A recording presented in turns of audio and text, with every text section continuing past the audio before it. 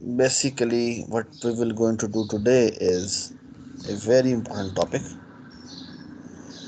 अच्छा, चले जी। अच्छा, मेरा आप लोगों से सवाल है कि मैंने ना सिंपल सा एक कोड लिखना है जो ये काम करे। ये ठीक है। क्या करे? 1 से लेकर n तक सम करे। अब 1 से लेकर n तक सम करने के दो तरीके हो सकते हैं। एक तरीका ये है कि मैं लूप शुरू करूँ 1 से लेकर कहाँ तक, n तक, एक, और इसको सम कर दूँ। ठीक है। एक तरीका और भी हो सकता है कि मैं यही लूप शुरू करूं, बट आई को कहां से शुरू करूं? n से शुरू करूं। ठीक है। यहाँ पे मैंने रिटर्न सम कर दिया बाय द वे। एक तरीका और था, वो ये था मैं n से शुरू करता और यहाँ पे i इज ग्रेटर देन और equal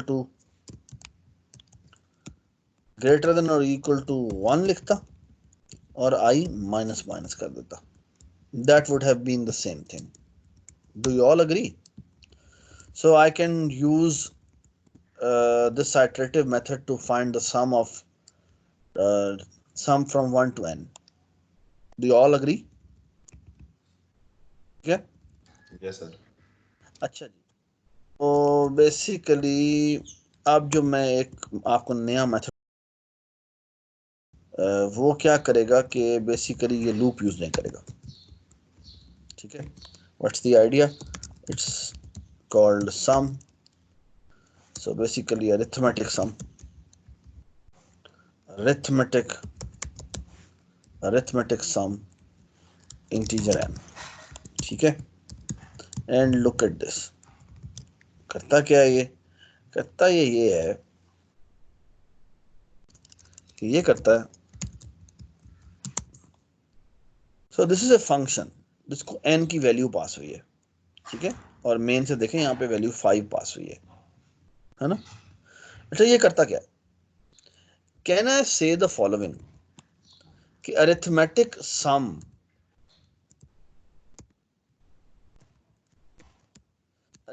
some is nothing but, अगर मैं सम को डिफाइन करूं, can I say sum of n is basically equal to sum of n plus same problem but with n minus 1 value.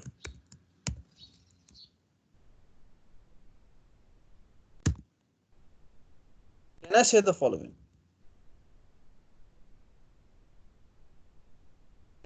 What will happen? Basically, this will going to call sum n minus 1. sum n minus 1 क्या करेगा? ये दोबारा से यही call करेगा, तो उसकी जगह क्या रिप्लेस हो जाएगा? अगेन यही सेम प्रॉब्लम सम के लिए कॉल हुआ है, बट यहां पर n की वैल्यू n minus 1 है। ठीक है। तो यहां पर n की वैल्यू बेसिकली n minus 1 है। सो फॉर एग्जाम्पल मैंने कहा कि n की वैल्यू है 6। सो फॉर एग्जाम्पल मैं यहाँ पे एक एग्जाम्पल के तौर पर लिख रहा हूँ, तो मैं लिखता हूँ sum of 5 is equal to 5 plus sum of 4। What will happen? अब ये सम 4 कॉल होगा। Sum of 4 is equal to क्या लिख सकते हैं? 4 प्लस सम अगेन, और इस पे 3 पास कॉल हो जाता है। अब सम ऑफ 3 पे आ जाते हैं। सम ऑफ 3 क्या करेगा? Sum of 3 is equal to 3 plus sum of 2, और sum of 2 will be equal to 2 plus sum of 1. Ji, sum of 1 is equal to what? 1 plus sum of 0. ठीक है। Should we go further?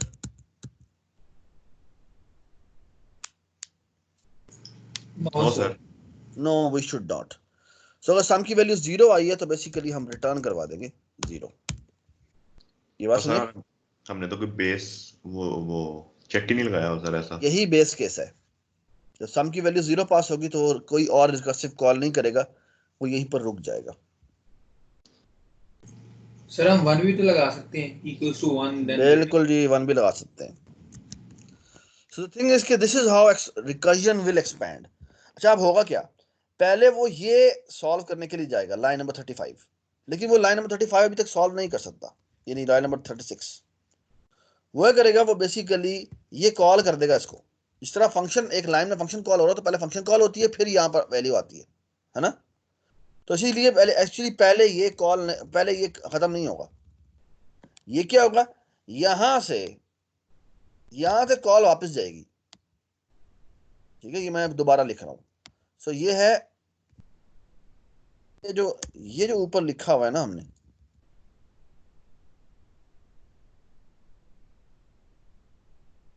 मैंने ये जानबूझ के दोबारा से ऐसे लिख दिया। अच्छा, होगा क्या, ये ऊपर वाला मैंने लिखा है ना, इसे कहते हैं, ये रिकर्सिव फॉर्मूलेशन थी। ये थी कॉलिंग ट्री। ठीक है, ये कॉलिंग ट्री है, या इसको रिकर्सिव ट्री भी कहते हैं, रिकर्सिव या रिकर्जन ट्री भी कहते हैं, रिकर्जन कॉलिंग ट्री। ठीक है।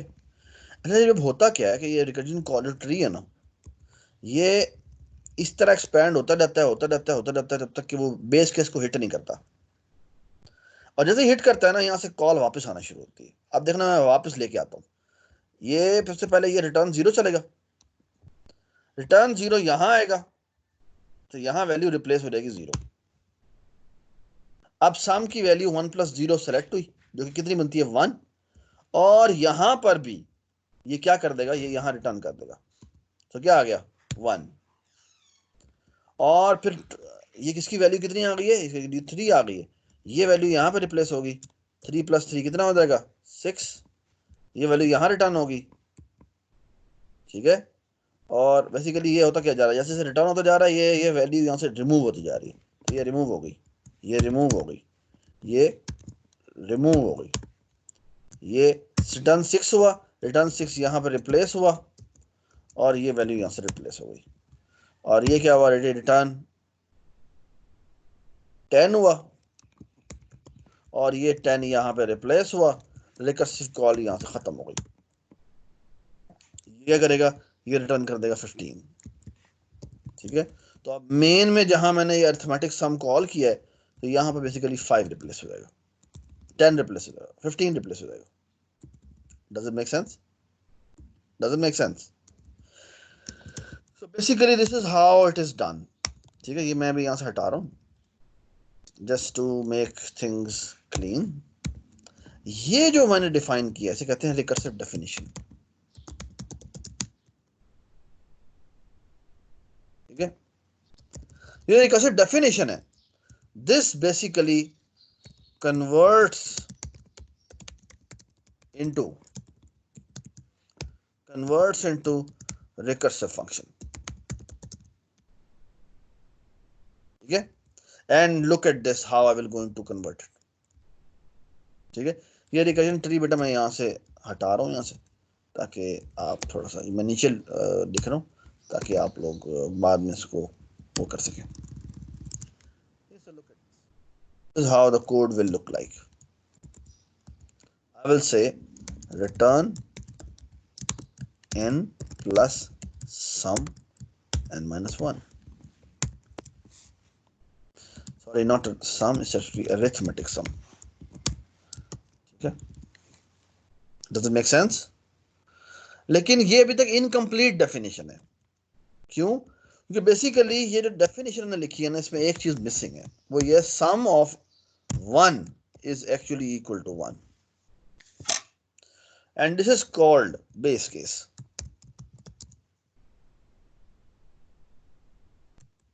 बस सुने, और ये लिखना बड़ा जरूरी होता है, बेस केस के बगैर रिकर्जन काम नहीं करती। बस नहीं, और एक बात याद रखें कि जो बेस केस है वो हमेशा आपको ऊपर लिखना पड़ता है, यानी if n double equal to 1 तो क्या कर दे, रिटर्न कर दे 1। Does it make sense? अब मैं आपके सामने ये कोड चला के दिखाता हूं। अब होगा क्या,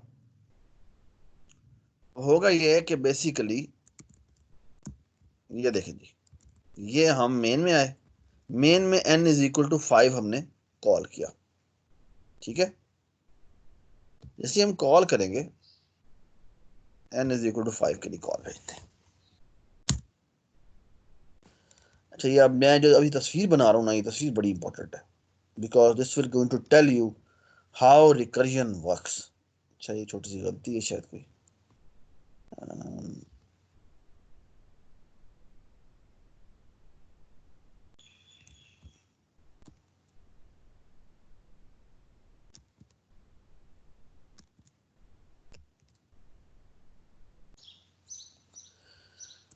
चले जी, लेट अस स्टार्ट। ये देखें जी, होता क्या है, होता ये है बेसिकली जब रिकर्जन काम करती है ना, तो मैंने जो आपको तरकीब बताई थी ना कि तरकीब की चाल कैसे रही होती है, ये बेसिकली पहले तो मैंने थ्योरेटिकली बताया कि कॉलिंग इस तरह हो रही होगी। होता क्या है कि जब मैंने अरिथमेटिक सम कॉल किया है तो ये वाला फंक्शन कॉल करेगा, ठीक है, ठीक है जी। अब होना क्या है, ये वाली लाइन चलेगी 41 लाइन पे आएगा ये, ठीक है। एन की वैल्यू कितनी पास हुई है, मेन में से एन की वैल्यू कितनी पास हुई है, 5। 5, ये नजर आ रही है आपको 5, ठीक है। तो बेसिकली यहाँ पर आएगा एन की वैल्यू 5 होगी, तो एन की वैल्यू यहाँ भी 5 है और पहली दफा एन की वैल्यू यहाँ पर भी 5 है, ठीक है। जब मैं अब आपको दिखाता हूँ कि बेसिकली ये चल कैसे रहा होता है, चलता है ऐसे। बेसिकली होता ही है बेटा कि यहाँ पर बेसिकली एक बैकएंड पे एक कॉलिंग स्टैक होता है, ठीक है। मैं थोड़ा सा बड़ा बना रहा हूँ, ठीक है, और ये मैं इसलिए बड़ा बना रहा हूँ क्योंकि बेसिकली कहते हैं calling stack. So let me right this, इसे कहते हैं कॉलिंग स्टैक।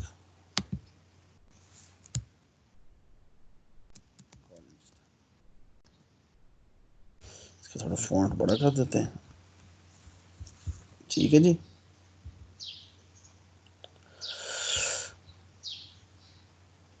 और आपको ये बेसिकली विजुअल स्टूडियो में भी नजर आ रहा होगा, ये नजर कॉल स्टैक जिसे कहते हैं, ये राइट साइड पे जो नजर आ रहा है नहीं, ये कॉल स्टैक, कॉलिंग स्टैक या कॉल स्टैक ही कह देते हैं जिस तरह को विजुअल स्टूडियो में नजर आ रहा है, ठीक है।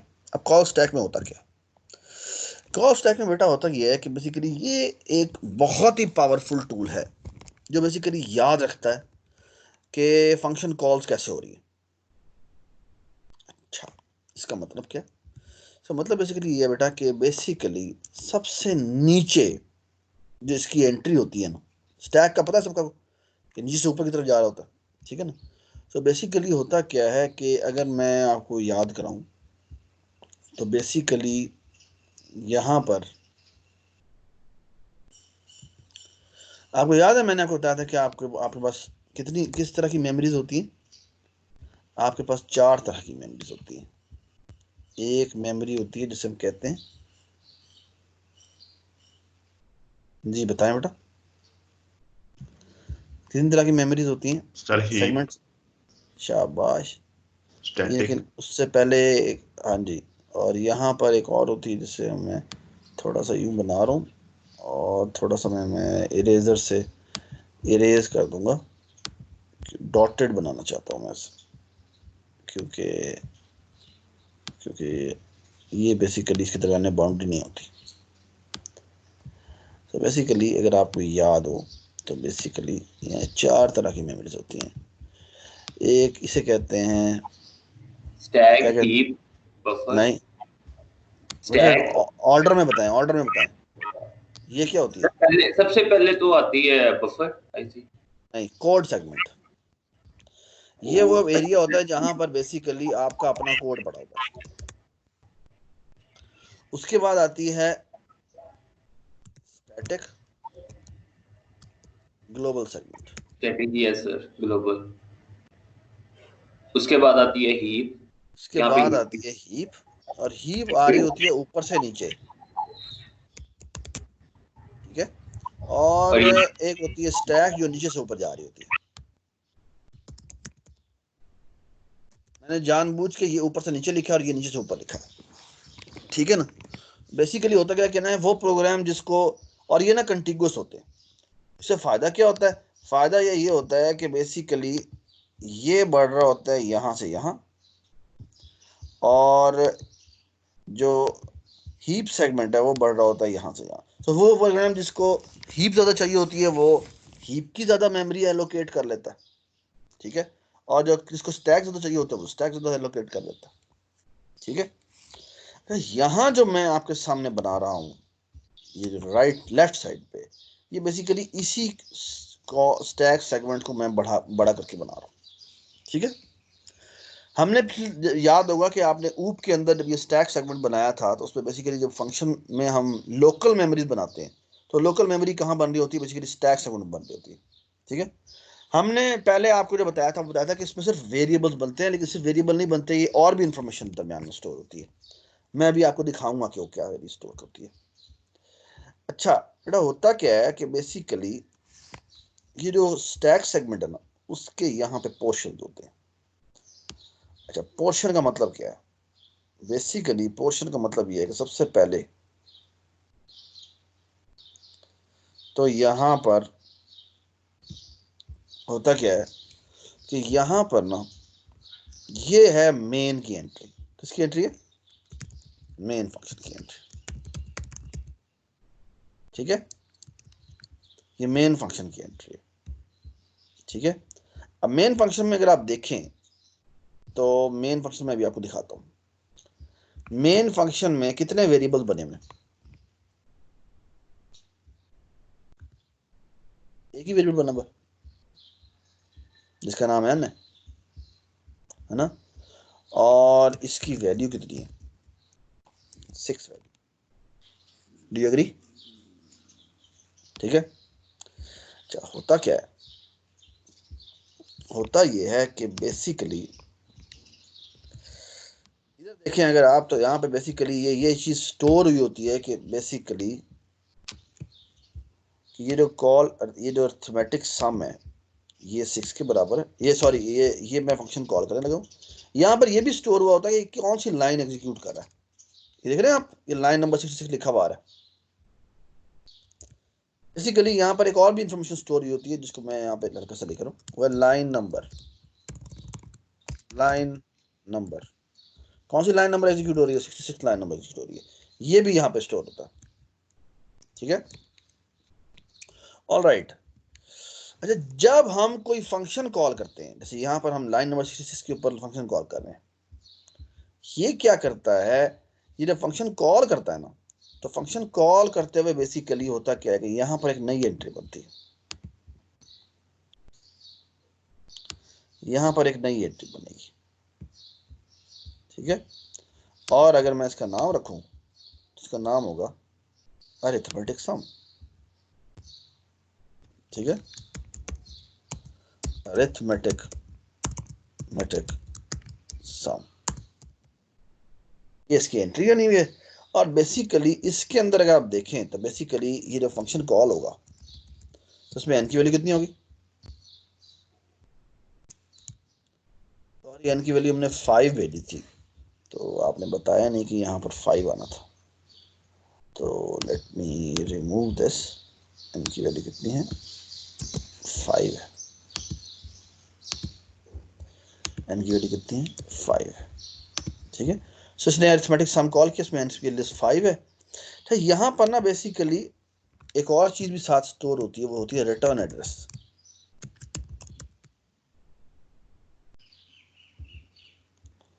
जी, ये यहाँ पे स्टोर रखता है, जिसे कहते हैं रिटर्न एड्रेस। रिटर्न एड्रेस आपको ये पता है कौन सा रिटर्न एड्रेस है, किस लाइन पे वापस जाना है, ये कॉल कहाँ से हुई थी।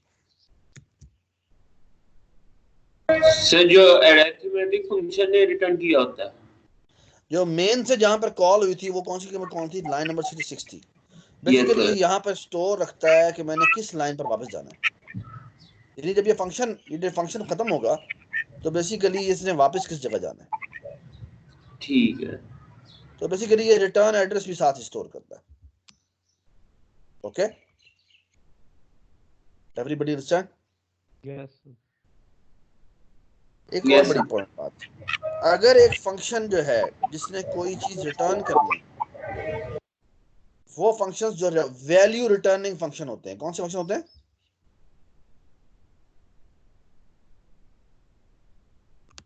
वो फंक्शंस जो कि वैल्यू रिटर्निंग फंक्शंस होते हैं। बेसिकली वो एक और काम भी करते हैं। और अच्छा, वो काम क्या होता है? वो काम बेसिकली ये होता है कि वो ये करते हैं कि यहां पर एक स्टैक पर एक जगह बना लेते हैं,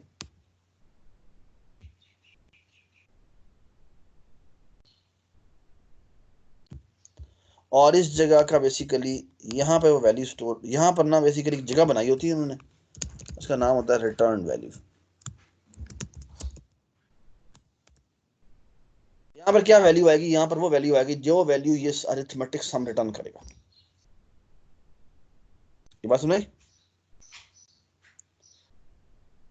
एवरीबॉडी अंडरस्टैंड? Yes Yes. ठीक है। तो हर वैल्यू रिटर्निंग फंक्शन जो होता है वो बेसिकली यहाँ पर एक वैल्यू बनाता है, एक जगह बनाता है। ठीक है, चलिए देखिए, यहाँ मैं थोड़ा सा इसको थोड़ा साइड पे कर रहा हूँ। सर एक क्वेश्चन था। अभी रुक जाओ, अभी कोई क्वेश्चन नहीं। ठीक है, हाँ, जो मैंने बताया वो समझ में नहीं आया तो बताओ। नहीं सर ठीक है। अच्छा, तो बेसिकली ये जो मैंने सारी चीज बनाई है यहां से लेकर यहां तक, इस बेसिकली चीज को अगर मैं कहूं तो ये जो पूरी की पूरी चीज है,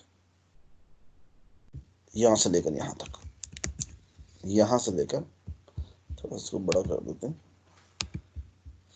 यहां से लेकर यहां तक, ये बेसिकली क्या है? इसे कहते हैं एक्टिवेशन रिकॉर्ड।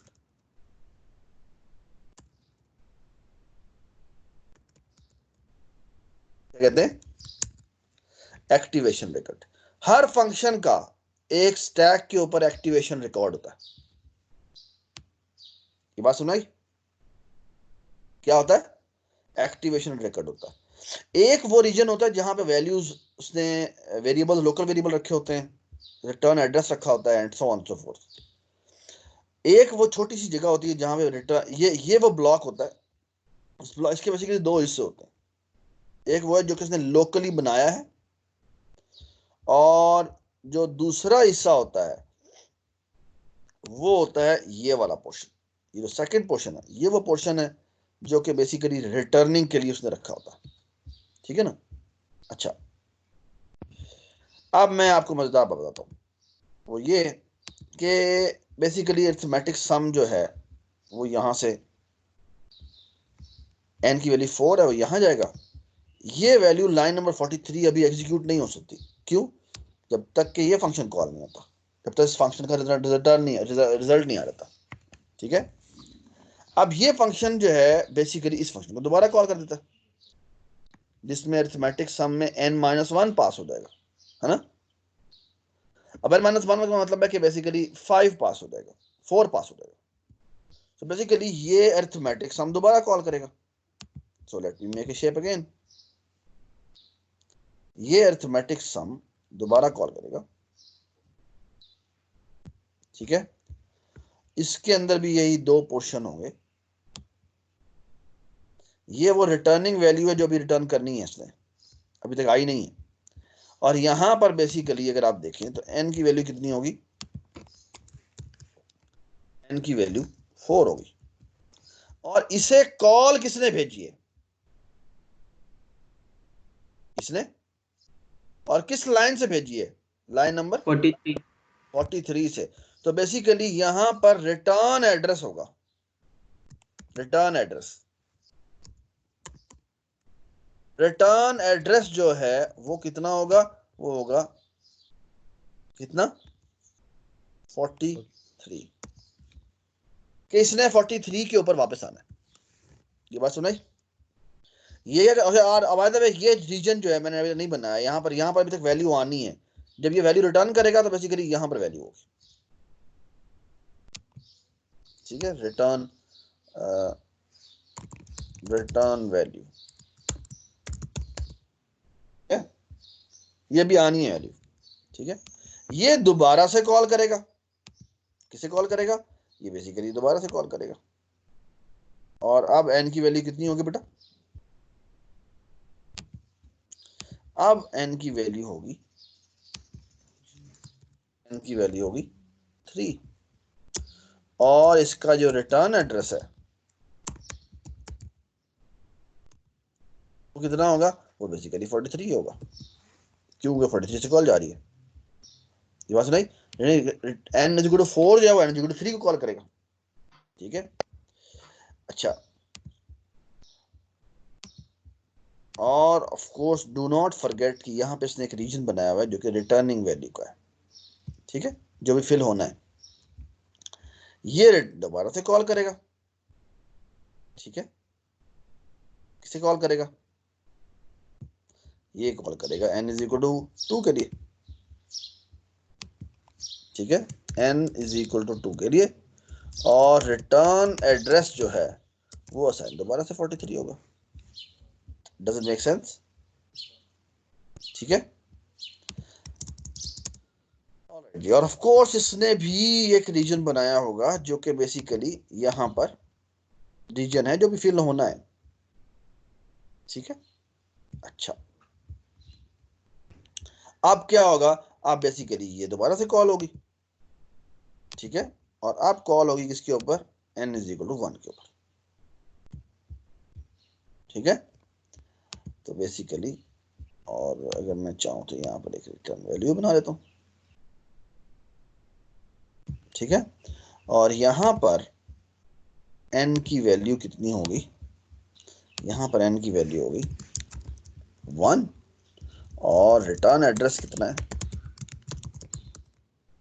रिटर्न एड्रेस है 43, ठीक है।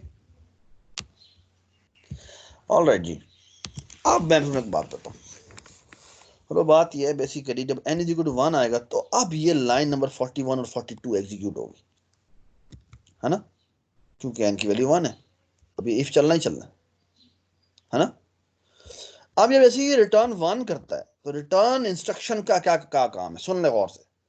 रिटर्न इंस्ट्रक्शन ये करती है कि बेसिकली स्टैक के टॉप पर जो भी ये एक्स का एक्टिवेशन रिकॉर्ड बना हुआ ना, ये डिलीट कर देती है, ठीक है। और आपको याद होगा कि रेट इंस्ट्रक्शन असेंबली में होती थी। असेंबली आपने पढ़ ली हुई है, असेंबली लैंग्वेज? Yes sir. तो याद है असेंबली लैंग्वेज जब पढ़ते थे तो उसमें बेसिकली रेट के बाद एक नंबर लिखते थे, जी और वो सर। नंबर होता था कि बेसिकली कि कितने, तो जितने भी बेसिकली होता है कि जितने भी पैरामीटर आप पास करते हैं या लोकल वेरिएबल बनाते हैं वो बेसिकली इस स्टैक पे इस जगह पे बनते हैं, इसको एक्टिवेशन रिकॉर्ड कहते हैं। और बेसिकली आपकी इस फंक्शन की जिम्मेदारी होती है कि वो जितना भी उसने स्टैक एलोकेट करवाया है वो उसे रिमूव करवाए मेमोरी के ऊपर। तो बेसिकली यहां पर फिलहाल से दो वैल्यूज नजर आ रही हैं, एक रिटर्न एड्रेस है और एक n इज इक्वल टू 1 है। बेसिकली ये क्या करेगा, इसका काम रिटर्न इंस्ट्रक्शन यहां पर क्या करेगा, यहां पर 2 लिखा हुआ, 2 का मतलब है एक 4 byte entry, 4 byte into 4 byte, basically return 8 अगर रखना चाहें तो 8 बाइट से रिमूव करते हैं स्टैक्स। लेकिन साथ यहां पर भी लिखा हुआ है रिटर्न 1, बेसिकली क्योंकि ये फंक्शन रिटर्निंग वैल्यू फंक्शन है, तो ये जो रिटर्न के बाद जो भी हमने लिखा होगा ये बेसिकली इस ब्लॉक में लिखा जाएगा। तो बेसिकली ये इस ब्लॉक में लिख देगा जो उसने रिटर्न करवाया है। So return value is equal to क्या? 1। यहां पर ये 1 लिख देगा और स्टैक के टॉप पूरा का पूरा रिमूव कर देगा। ये बात समझ आ गई?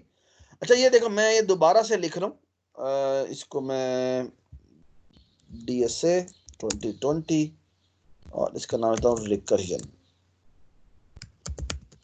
Recursion image. ये मैं ना थोड़ा सा इसको मैं रिमूव नहीं कर रहा ताकि ताकि हम इसे याद रख सकें। ये इमेज मैं शेयर भी कर दूंगा आप लोगों के साथ। इस पूरे की पूरी चीज को मैं उठाकर साइड पर रख देता हूँ। कैसे लिखे थे ये, मैंने उठाया है यहाँ से, ठीक है। इसको मैं उठा के यूं कर देता हूँ, ठीक है। और इसको मैं अब नहीं छेड़ता कि ये मेरा कॉलिंग स्टैक है, ठीक है। और इसको उठा के मैं यहाँ ले आता हूँ। अब बेसिकली ये कैसे एवेलुएट होगा मैं वो आपको दिखाना चाहता हूँ, ठीक है। सही है। तो ये आपको बेसिकली एक्टिवेशन रिकॉर्ड है, ये आपका एक्टिवेशन रिकॉर्ड है। अब ये सॉल्व कैसे होता है, ठीक है। सॉल्व ऐसे होता है, let me maximise it again. अच्छा, होता क्या है बेसिकली, होता है इस तरह से काम कि अब ये क्या करता है, ये रिटर्न एड्रेस 43 ये कैलकुलेट होगा। ये बेसिकली कॉल जाएगी कहां पर, ये कॉल जाएगी रिटर्न एड्रेस 43 है, तो बेसिकली इसने यहां पर इस लाइन पर दोबारा वापस आना है, ठीक है। जब इस लाइन पे वापस आया तो वापस आने से पहले इसने एक काम किया, वो ये कि अब मैं दोबारा से वो इरेजर उठा रहा हूँ और इरेजर का फाउंड मैक्सिमम कर देता हूँ। इसने क्या किया होगा, इसने बेसिकली यहाँ ये पूरा का पूरा एक्टिवेशन रिकॉर्ड यहाँ से रिमूव कर दिया होगा। सो रिटर्न इंस्ट्रक्शन क्या करती है, रिटर्न इंस्ट्रक्शन ने जितना भी उसका एक्टिवेशन रिकॉर्ड होता है वो सारा का सारा रिमूव कर देती है, ठीक है। ठीक है, जितने भी उसके लोकल वेरिएबल बने होते हैं और जितने भी उसके पैरामीटर में वैल्यूज पास होती हैं और जो से एड्रेस पास हुआ होता है वो रिमूव कर देता है, ठीक है।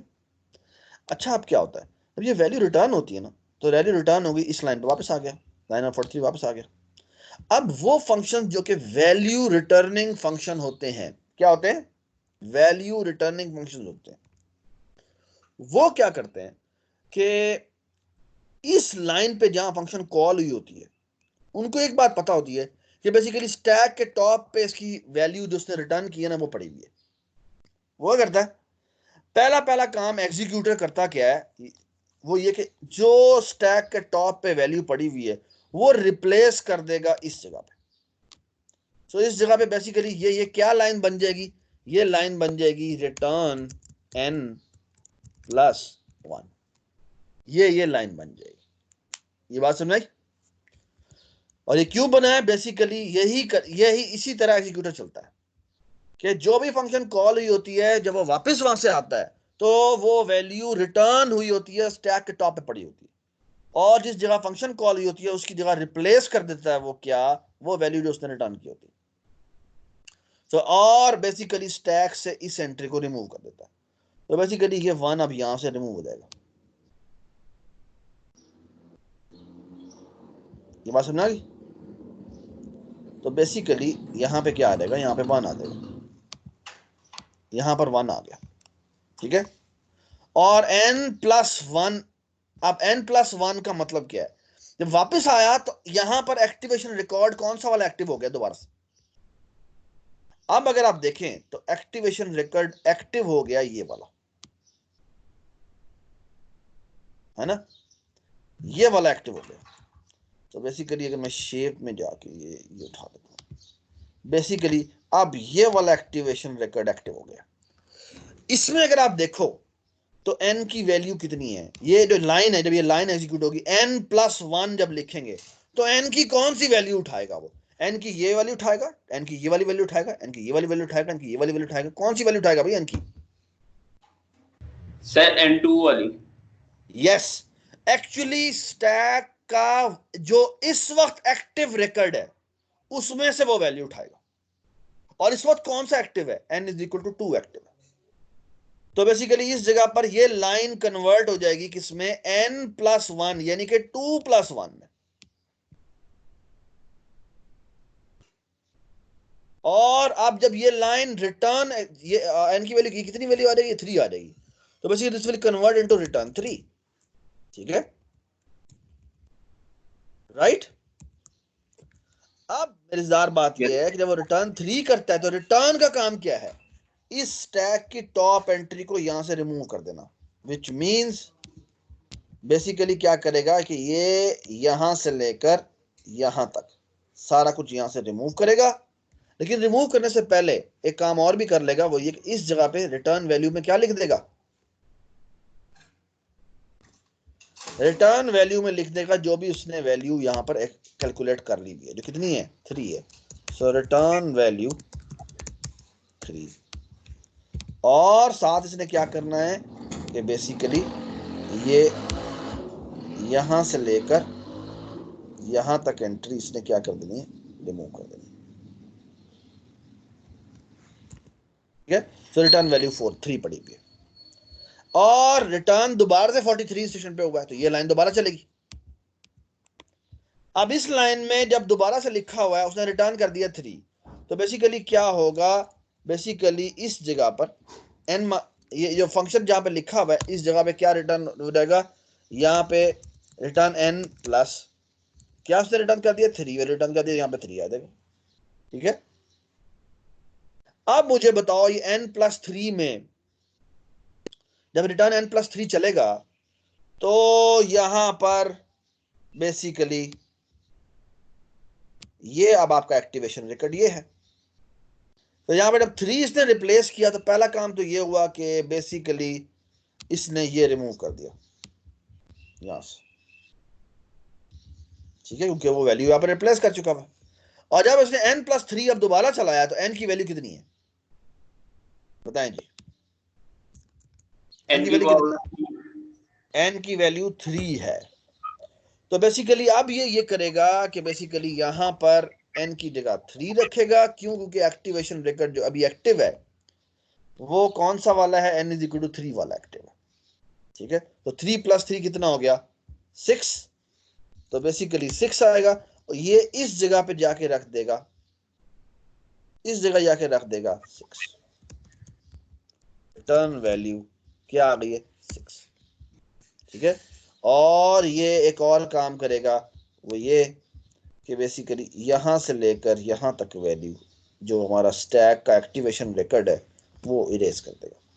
ठीक है, और इस जगह पे क्या रिप्लेस कर देगा, जो कि स्टैक के टॉप पे पड़ा हुआ है, क्या पड़ा हुआ है 6 पड़ा हुआ है, तो ये बेसिकली यहां पे रिप्लेस कर देगा n+6।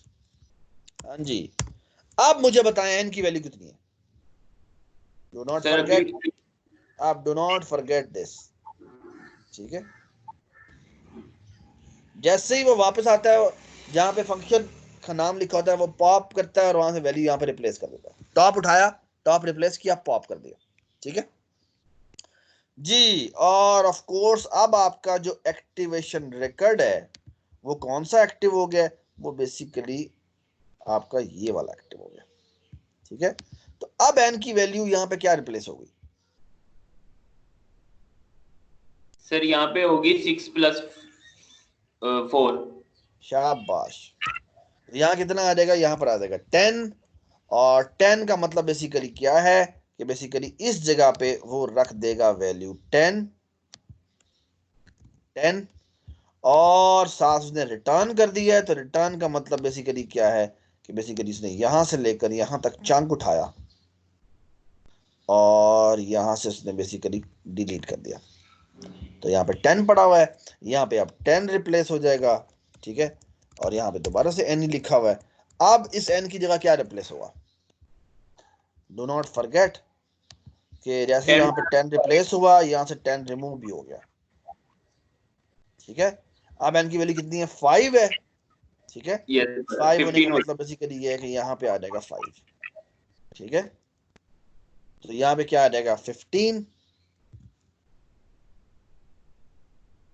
15 का मतलब है यहां पर वैल्यू आ जाएगी, यहां पर वैल्यू आ जाएगी 15। ठीक है, और स्टैक की जो ये एंट्री है वो यहां से हो जाएगी रिमूव, ये एक्टिवेशन रिकॉर्ड यहां से रिमूव हो जाएगा। ठीक है, अब ये वापस जाता है मेन के ऊपर, मेन का मतलब है ये यहां जाएगा, इस जगह पे क्योंकि फंक्शन कॉल हुई है वो रिटर्निंग वैल्यू फंक्शन है, सबसे पहले यहां से 15 उठाएगा, तो यहां से इस एंट्री को यहां से उठा देगा ये यहाँ से डिलीट हो जाएगी और इस जगह पर रिप्लेस हो जाएगा, ये instruction will be converted into क्या, सी आउट, यहां पर आ जाएगा 15 और यहां आ जाएगा एंड एल, ठीक है। और जब अब ये रिटर्न 0 करेगा तो बेसिकली ये जो एंट्री है मेन की, ये भी रिमूव हो जाएगी और आपका प्रोग्राम टर्मिनेट हो जाएगा। ये बात सुनाई? ये मैं अब आपको चला के दिखाता हूं कि ये कैसे चल रहा है, ठीक है। सो लुक एट दिस, ये देखें जी, मैं अब F11 प्रेस कर रहा हूं, यहां आया, ये देखें जी, आप देख सकते हैं यहां पर इस एक्टिवेशन रिकॉर्ड में पहले एक एंट्री थी, अब कितनी एंट्रीज हो गई हैं? 2 एंट्रीज हो गई हैं। ये बात सुनाई? और अगर आप देखें तो ये मैं आपको यहां दिखा देता हूं, यहां बेसिकली बिल्कुल अभी तक हम कहां पहुंचे हैं? अभी तक बेसिकली हम यहां पहुंचे हैं, पहली अरिथमेटिक सीरीज सम की कॉल हुई है, ठीक है। इस वक्त इसका रिटर्न एड्रेस देखें, यहां पर 66 आ रहा है, ठीक है। और बेसिकली जो इस वक्त इसके अंदर लाइन नंबर चल रही है वो लाइन नंबर 41 है। एन की वैल्यू क्योंकि यहां पर आपको नजर आ रही है, इस एक्टिवेशन रिकॉर्ड में कौन सी एंट्री पड़ी हुई यहां पर नजर आ रही है, ठीक है। ये देखें जी, मैं इसके अंदर गया, यहां जाके मैंने F11 प्रेस किया, ये दोबारा से एक एक्टिवेशन रिकॉर्ड यहां बन गया नया। ये बात समझ, डज इट मेक सेंस? ये इसके अंदर आए, ये दोबारा से एक्टिवेशन रिकॉर्ड एक और बन गया इसके अंदर, ये देखें 3-4 एक्टिवेशन रिकॉर्ड बन गए इसके अंदर। और अब एन की वैल्यू कितनी है? 3 है। जब एन की वैल्यू 3 थी तो कितने एक्टिवेशन रिकॉर्ड थे? 1 2 3 4, और यहां पे भी आपको नजर आ रहे हैं, यहां पर ये देखें 1 2 3 4। ये देखें, मैं अगर इस पर क्लिक करूं जाके तो ये मुझे वो एक्टिवेशन रिकॉर्ड दिखा भी देता है कि इस एक्टिवेशन रिकॉर्ड में एन की वैल्यू 4 है, इस एक्टिवेशन रिकॉर्ड में एन की वैल्यू 5 है, इस मेन वाले एक्टिवेशन रिकॉर्ड में एन की वैल्यू 5 है, इस एक्टिवेशन रिकॉर्ड में एन की वैल्यू कितनी है? 3 है। मैं दोबारा से आ गया, यहां दोबारा F11 प्रेस किया, दोबारा अंदर आ गए, फिर दोबारा F11 प्रेस किया, एन की वैल्यू 1 आ गई। अब जब एन की वैल्यू 1 होगी, देख सकते हैं आप कितने एक्टिवेशन रिकॉर्ड इसके अंदर रखे हुए थे जो हमने कहा था, 1 2 3 4 5 और 6। यहां देखें जी, 1 2 3 1 2 3 4 5 6 एक्टिवेशन रिकॉर्ड है। और अगर किसी भी एक्टिवेशन रिकॉर्ड को चेक करना है कि इसमें लोकल वेरिएबल की क्या वैल्यू है, आप डबल क्लिक करके चेक कर सकते हैं। ये बात समझ, हर एक की एक्टिवेशन रिकॉर्ड में एन की वैल्यू, ठीक है, आपको यहां पे नजर भी आ रही है। अब एन की वैल्यू 1 है, ये देखना क्या कर रहा है, देखना यहां पर मैंने F10 प्रेस किया, रिटर्न हुआ 1। जब रिटर्न 1 हुआ तो ये देखना यहां पर एक एक्टिवेशन रिकॉर्ड यहां से रिमूव हो जाएगा। कब होगा? ये रिटर्न 1 होगा, ये ब्लॉक के एंड पे लेके जाएगा और इस एक्टिवेशन रिकॉर्ड को यहां से रिमूव कर देगा। तो ये देखो, ये F10 प्रेस किया मैंने, ये इसके एंड पे आया और ये इसने F10 किया, और यहां आप देख सकते हैं कि ये एक्टिवेशन रिकॉर्ड एक रिमूव हो गया है। और यहां पर देखें अरिथमेटिक सम ने क्या रिटर्न किया है? 1 रिटर्न किया था। और ये देखें यहां पे दिखा भी रहा है कि इस वक्त स्टैक के टॉप पे क्या पड़ा हुआ है? 1 पड़ा हुआ है। ये बात सुनाई? और इस वक्त का एक्टिवेशन रिकॉर्ड एन की वैल्यू क्या है? 2 है। तो यू कैट दिस, ये जो उसने रिटर्न किया था 1 आया था, यहां पर आया बेसिकली, यहां पर बेसिकली अब ये वाला रिटर्न एक्टिव हो गया। Does it make sense? और यहां पे देखिए दिखा भी रहा है कि इसने क्या रिटर्न किया है। और जब ये चलेगा तो देखें ये रिटर्न हो गया, रिटर्न 3 हुआ और एक वैल्यू और कम हो गई। ये देखिए स्टैक रिकॉर्ड जो है 4 हो गए, रिटर्न वैल्यू 3 की है, 3 यहां पे आया और 3 यहां पर रिप्लेस हो गया। और इस तरह बेसिकली ये तमाम वैल्यूज चलती हैं और यहाँ पे 15 आता है और यहाँ पे ये प्रोग्राम टर्मिनेट हो जाता है और हमें ब्लैक स्क्रीन पर वो वैल्यू 15 नजर आती है। Does it make sense? ठीक है। सो इस तरह बेसिकली रिकरियन काम करती है। सो रिकरियन में बेसिकली होता क्या है कि ये सारी जो रिकर्सिव कॉल्स हैं ये स्टैक पे पुश होती जाती है, ओके। और स्टैक से जैसे जैसे वो ऊपर जाता जाता है, वो पहले स्टैक का ट्री आगे आगे एक्सपैंड होता है, फिर एवेल्युएशन शुरू होती है और वो वापस पीछे पीछे पीछे पीछे पीछे आता जाता है, ठीक है, so this is how it is being done. Everybody understand? So इस तरह बेसिकली एग्जीक्यूशन चल रही थी।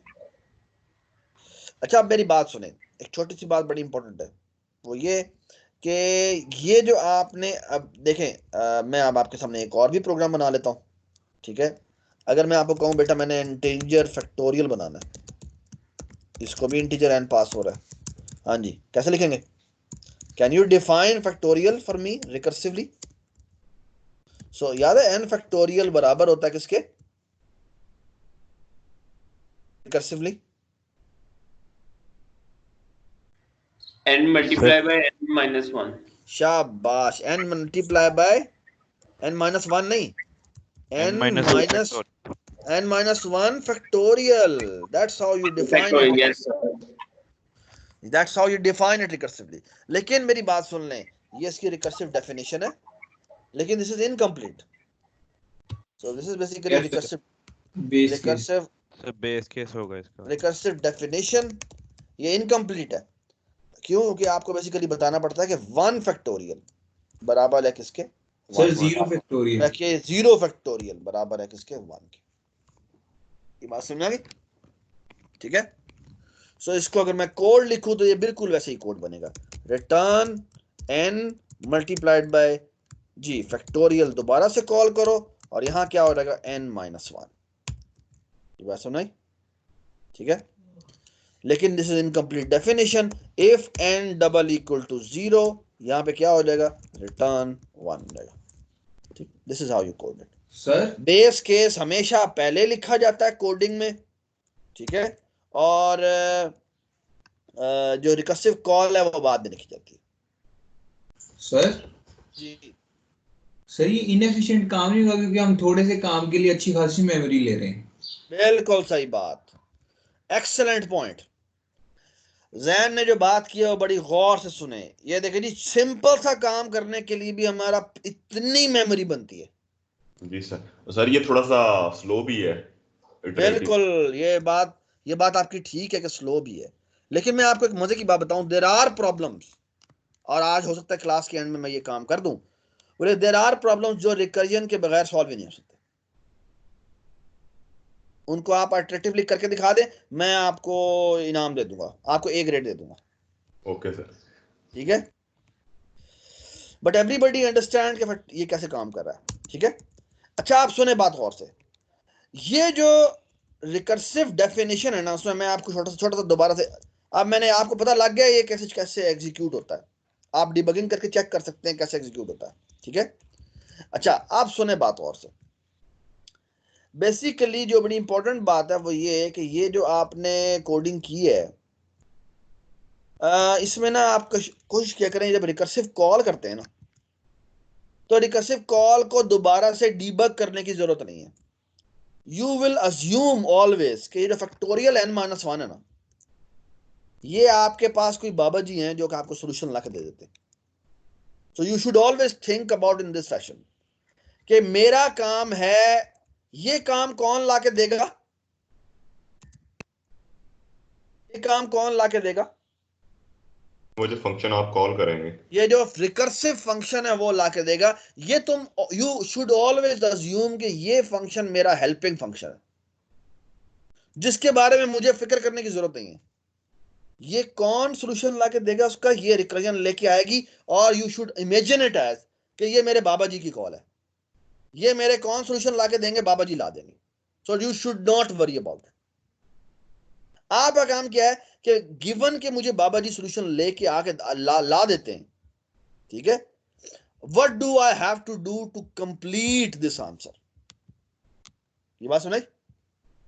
सो इमेजिन द फॉलोइंग, कोई फैक्टोरियल ऑफ n-1 आपको आंसर लाके दे देता है, तो how will you compute factorial of n? You will just multiply it by n and my answer will be done. ये बात समझ आई? So look at this. अब मैं कुछ और एग्जांपल करता हूं आपके सामने। Let me do another example. याद है जीसीडी निकालते थे हम, जीसीडी याद है, ग्रेटेस्ट कॉमन डिवाइजर, और आपको शायद याद हो कि जीसीडी निकालते थे हम ऐसे कि बेसिकली यहाँ ये होता था, इसको मैं यहाँ से यूं कर देता हूँ, सॉरी मैं यहाँ से यूं कर देता हूँ, ठीक है, और इसको मैं यहाँ से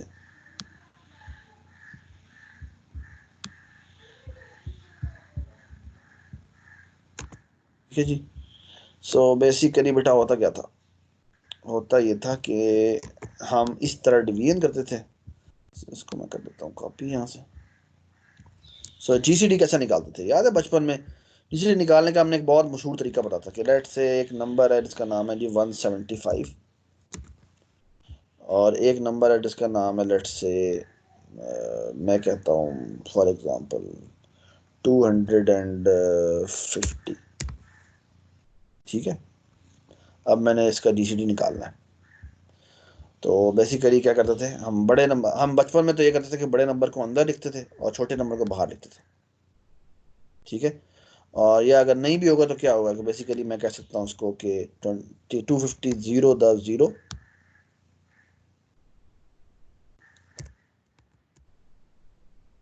तो ये बेसिकली क्या आएगा, यहाँ पर रिमाइंडर आएगा कितना,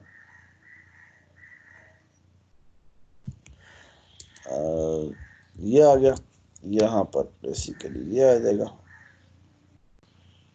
ठीक है। और यहाँ क्या हो जाएगा, रिमाइंडर आ गया है 175, और ये अब डिवीजन बन जाएगा, ठीक है। और फिर हम क्या करते थे, 775 250 था, यानी बेसिकली 1 से डिवाइड किया तो मेरा आंसर आएगा क्या, यहाँ पे आ जाएगा 175, ठीक है। और ये मेरी बन जाएगी लाइन, ठीक है। सब्ट्रैक्ट करेंगे तो मेरा आंसर आ जाएगा कितना जी, बताएं जी। इसको मैं यहाँ रखता हूँ जी, मेरा रिमाइंडर कितना आएगा बेटा, रिमाइंडर आएगा 75, और अब जो पहले डिवाइजर था वो मेरा क्या बन जाएगा, अब मेरा ये डिवाइजर बन जाएगा। आपको ये बचपन का तरीकाकार याद है, तो 75 Yes, टू द कितना होता था 150, yes, sir. 150, और बेसिकली ये रिजल्ट आ जाएगा मेरा कितना, ये रिजल्ट आ जाएगा, मैंने इधर रखा, और मेरा जो यहाँ पे आ गया 25, अब मेरा जो डिवाइजर है वो यहाँ आ जाएगा जो कि 75 25 3 द 75, और अब मेरा रिमाइंडर आ गया कितना, रिमाइंडर आ गया 0, ठीक है। और इस वक्त का जो मेरा डिवाइजर है जो कि क्या है, जो कि मेरा 25 है, ये मेरा आंसर है, ठीक है। अगर आप इसमें देखें तो बेसिकली ये एक ही काम नहीं है जो बार बार होता जा रहा जी सर। है ना। So you can see recursion here, but the only difference is कि पहले यहाँ पर डिवाइजर ये था और डिविडेंड ये था, फिर जो रिमाइंडर आता है वो आपका क्या बन जाता है, वो आपका नया डिवाइडर बन जाता है, और जो पहले डिवाइडर होता है, ठीक है ना, वो आपका क्या बन जाता है, वो आपका डिविडेंड बन जाता है। ये बात सुनाई, सो दिस कम्स हेयर, ठीक है, और ये जो है वो आपका रिमाइंडर बन जाता है, ठीक है ना। तो यही काम कर लेते हैं। तो ये देखें जी, सो ये देखें, ये कोड है हमारा इंट जीसीडी, इसको इंटीजर ए मिलता है और इंटीजर बी मिलता है, ठीक है। बल्कि इसको ए बी नहीं कहते, बल्कि कहते हैं, इसे कहते हैं न्यूमरेटर और इसे कहते हैं डिनोमिनेटर, ठीक है, जिसको हम डिवाइड कर रहे हैं, ठीक है। So basically what happens is, या इसको कहते हैं इसको कहते हैं डिविडेंड, डिविडेंड होता है, डिविडेंड होता है, और ये होता है डिवाइजर, ठीक है। So what do you do, यदि बताएं रिकर्सिव डेफिनेशन क्या है। सो अगर मैं इसकी रिकर्सिव डेफिनेशन लिखूं तो वो क्या बनती है, सो जीसीडी ऑफ डिवाइड सो इसको मैं डिविडेंड कर दूं तो मैं क्या कहूँगा ए, चलो मैं ए और बी कह देता हूँ, इज एक्चुअली इक्वल टू, ठीक है, ये डिविडेंड है और डिवाइजर है, तो that will be equal to क्या बन जाएगा दोबारा से जीसीडी, और यहाँ आ जाएगा बी बी और यहाँ आ जाएगा a mod b. B, that's it. ये बात सुने, but is not a complete definition. वो ये GCD will be a of a and b will be equal to b if क्या a mod b double equal to 0। जब वो पूरा पूरा डिवाइड कर दे तो उस वक्त का जो डिवाइजर होगा वो मेरा आंसर होगा। ये बात सुना? तो ये इसकी क्या है recursive definition, recursive definition. Does it make sense? अब इसे कोड कर देते हैं, ये 2 लाइनों का सारा कोड बन जाएगा। हाँ जी, हम क्या लिखेंगे, हम लिखेंगे जी रिटर्न जीसीडी। हाँ जी, दोस्तों यूज करके एक लाइन का कर दें, एक लाइन में नहीं होगा। हाँ जी, टर्शरी से एक मिनट रुक जाए यार, टेंशन ना ले यार, टेंशन ना ले। यहाँ आ जाएगा ए जी, यहाँ हो जाएगा बी, और यहाँ सॉरी बी नहीं है बल्कि यहाँ पे जो है डिवाइजर आ जाएगा, और यहाँ आ जाएगा क्या कि डिविडेंड डिविडेंड मॉड डिवाइजर। ये तो है रिकर्सिव कॉल, बट एक चीज रहती है वो देखिए, if a sorry divisor mod dividend sorry dividend mod divisor double equal to 0 हो जाए तो यहां पे क्या कर दे, रिटर्न कर दे डिवाइजर। सुनिए, that's it, that's 1 line code. इसको अगर मैं देखूं तो बेसिकली ये मेरी बेस केस की 1 लाइन बनती है और ये मेरी एक रिकर्सिव कॉल बनती है, तो 2 लाइनों में कोड हो गया। Does it make sense? ठीक है, सो लेट्स डू इट जी। इंटीजर एक को हम ए कह देते हैं जो कि मेरा था कितना 250 था, और एक मेरा बी था जिसकी वैल्यू क्या थी वैल्यू 175 थी, ठीक है। और यहाँ मैं क्या करता हूँ, यहाँ मैं कॉल करता हूँ जीसीडी, और जीसीडी में पैरामीटर भेजता हूँ ए और बी, ठीक है। Let's see what comes out. Shift F5, control F5, 25 answer आ गया, ठीक है। और आप अगर चाहें तो इसको डिबग भी कर सकते हैं। Let me show it to you. ये आया, मैंने F11 प्रेस किया, ये आया। इस वक्त डिविडेंड में क्या पड़ा हुआ है बताएं जी, बताएं जी क्या पड़ा हुआ है डिविडेंड में? डिविडेंड में 250 पड़ा हुआ है और यहाँ पे 175 पड़ा हुआ है। क्योंकि ये नहीं चलेगा तो ये दोबारा से कॉल जाएगी। आप देखें जी, डिविडेंड में 175 आ गया और डिवाइजर में 75 आ गया, ये दोबारा से कॉल नहीं जाएगी, ये दोबारा से आ गया 75 और 25 हो गया। और अब क्योंकि डिवाइड हो जाएगा तो यहीं से रिटर्न हो जाएगा, यहाँ से वापस आएगी। इसने जिसको कॉल किया हुआ है उसके साथ आ जाएगा और ये इसके साथ आ जाएगा। तो बेसिकली करते करते यहाँ से रिटर्न होना है और यहाँ पे क्या आ जाना है, सी आउट जीसीडी हो जाना जो 25, ठीक है। सो जो आखिरी वाला रिटर्न करता है सारे उसी को रिटर्न कर देते हैं। Please do not forget this line कि GCD of this is basically GCD of this. जब इस तरह लिख रहे हो ना तो इसका मतलब ये होता है कि बेसिकली जो उसने रिटर्न करना है वही इसने रिटर्न कर देना, ठीक है। सो इस लाइन के साथ आपको रिटर्न लिखना जरूरी है, ठीक है, ये बड़ी जरूरी बात है। अक्सर लोग ये रिटर्न लाइन लिखना बंद जो है ना भूल जाते हैं और उससे कुछ अबनॉर्मल बिहेवियर हो सकता है कोड का। ये बात सुनाई, ठीक है। सो प्लीज बी अटेंटिव, ये गलती नहीं होनी चाहिए।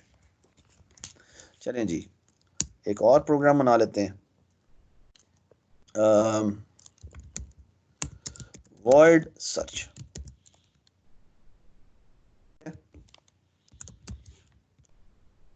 इंटीजर अरे पास होती है इसको, बल्कि इसको ऐसा करते हैं, बल्कि ऐसा कर देते हैं, इंटीजर अरे पास होती है, इंटीजर साइज पास होता है, ठीक है। अब मैं एक काम तो ये करता हूं और ऑफ कोर्स एक वैल्यू टी पास करता हूं।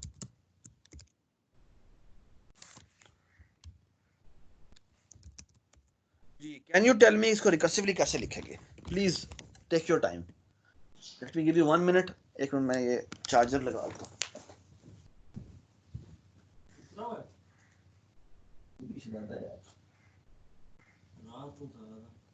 चलो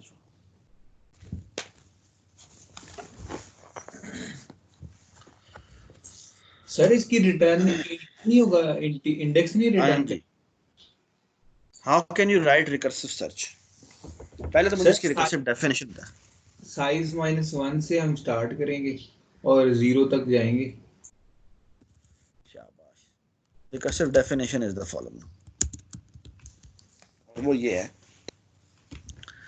कि सर्च जो है ना, सर्च रे साइज टी जो है दैट इज इक्वल टू, अब यहाँ पे जो तुम्हें थोड़ी सी कंडीशन लगानी पड़ेगी ना, वो मल्टीपल होंगी। अच्छा, और वो क्या होंगी? Is equal to size -1 if array की size -1 entry is double equal to T. अगर इसकी आखिरी वैल्यू इस टी के बराबर है ना, तो मैं क्या रिटर्न कर दूंगा? साइज -1 रिटर्न कर दूंगा। Yes sir. अच्छा, अदरवाइज मैं क्या करूंगा? अब मैं रिकर्सिव कॉल लिख रहा हूं, ये मेरी बेस कंडीशन है। एक और बेस कंडीशन है, वो ये कि दिस इज इक्वल टू क्या? दोबारा से सर्च -1। ठीक है, तो बेसिकली दिस, ये है एल्स।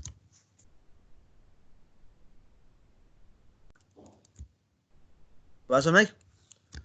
सो ये बेसिकली अगर मैं आखिरी वैल्यू को मैं चेक करूंगा, अगर वो इसके बराबर है तो मैं ये रिटर्न कर दूंगा। सो बेसिकली ये क्या है? ये बराबर है किसके? अगर ये नॉट इक्वल टू है इसके। अगर आखिरी वैल्यू टी के बराबर नहीं है तो मैं कहूंगा भाई मेरा काम खत्म, और काम शुरू हो गया रिकर्जन का। और रिकर्जन में मैंने अरे दोबारा भेज दिए, साइज में साइज -1 कर दिया, और मैंने कहा अब ये रिकर्जन मुझे आंसर ला के देगी। ठीक है, और basically that's it. The only issue is कि it should keep on moving जब तक क्या ना हो जाए। सो सर्च ये कब तक चलता जाएगा? ये जब तक चलता जाएगा जब तक की वैल्यू, इसकी वैल्यू -1 के बराबर होगी। अगर क्या हो जाए? साइज की वैल्यू 0 हो जाए। सर साइज की वैल्यू भी -1 नहीं हो जाए? मतलब 0 हो जाए, क्योंकि वो साइज -1 को चेक कर रहा है ना। तो जब साइज की वैल्यू 0 हो जाएगी तो वो ए साइज -1 इन 0 -1 -1 आएगा, तो अरे की -1 को इंडेक्स करेगा, वो गलत हो जाएगा। सर नहीं, हम टॉप पे ही लगा देंगे ना, if size double equals to -1 then return -1, और इस तरह नहीं, हम अरे का साइज जो है जब 0 हो जाए तो उसका मतलब है कि अब इसके ऊपर इंडेक्सिंग नहीं हो सकती। सर 0 भी प्लीज, तो बड़ा हो सकता सो है। लुक एट दिस जी, मैं इसको कोड करता हूँ। प्लीज अजैन, जो आप सोच रहे हैं वो आप करके दिखाइएगा। सो लुक एट दिस, मैं यहाँ लिखूंगा इफ, पहले बेस कंडीशन लिखनी है, if size double equal to 0 तो रिटर्न कर दे -1। ठीक है, एल्स इफ, हाँ जी, ए साइज -1 डबल इक्वल टू हो जाए टी के, तो रिटर्न कर दे क्या? साइज -1। ठीक है, एल्स क्या कर दे? रिटर्न कर दे क्या?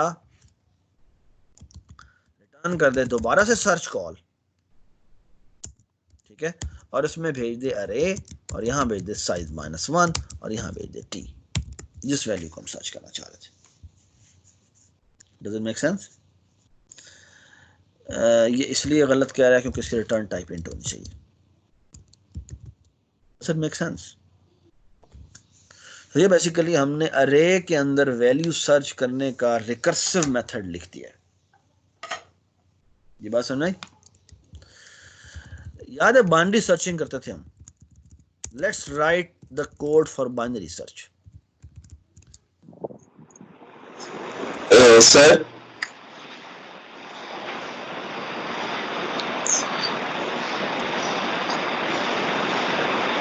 यार बहुत शोर आ रहा है। सर नेक्स्ट क्लास का टाइम भी हो गया।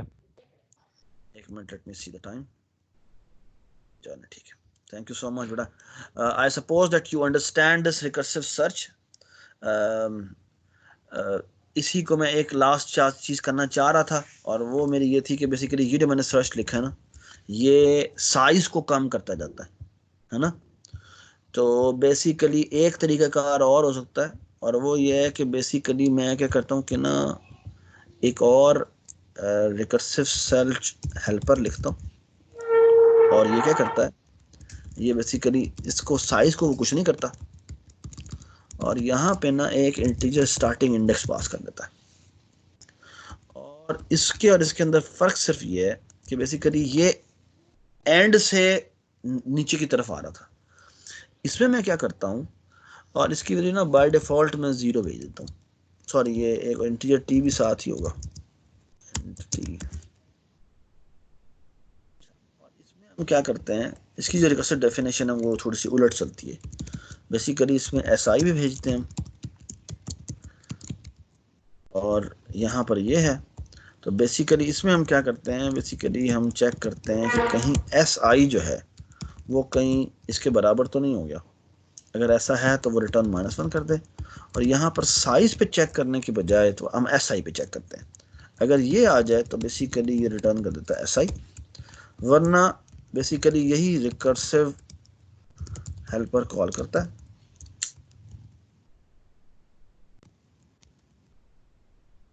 और बेसिकली ये क्या करता है, यहाँ पर साइज को कुछ नहीं करता बल्कि एस आई को आगे कर देता। और ये कॉल कहाँ से होता है, ये कॉल दोबारा से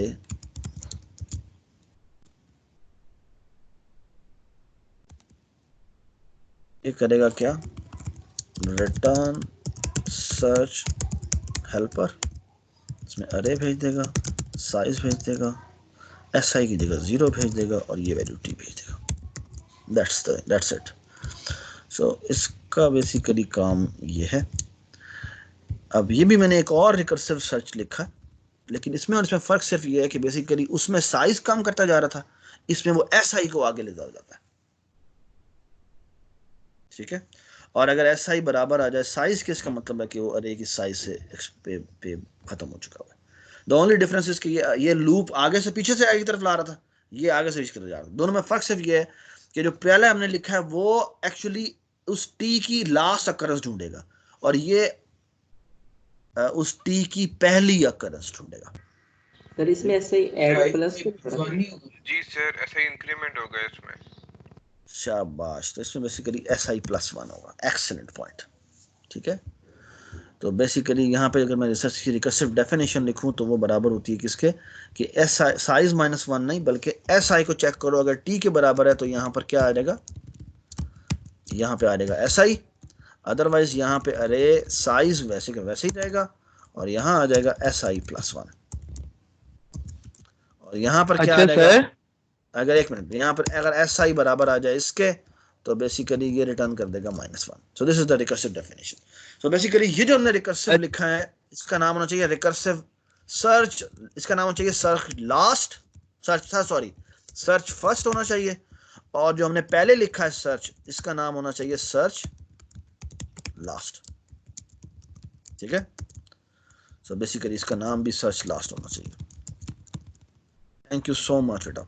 ठीक है, please move to the next class. अल्लाह हाफिज सर। अल्लाह हाफिज। Please leave the class for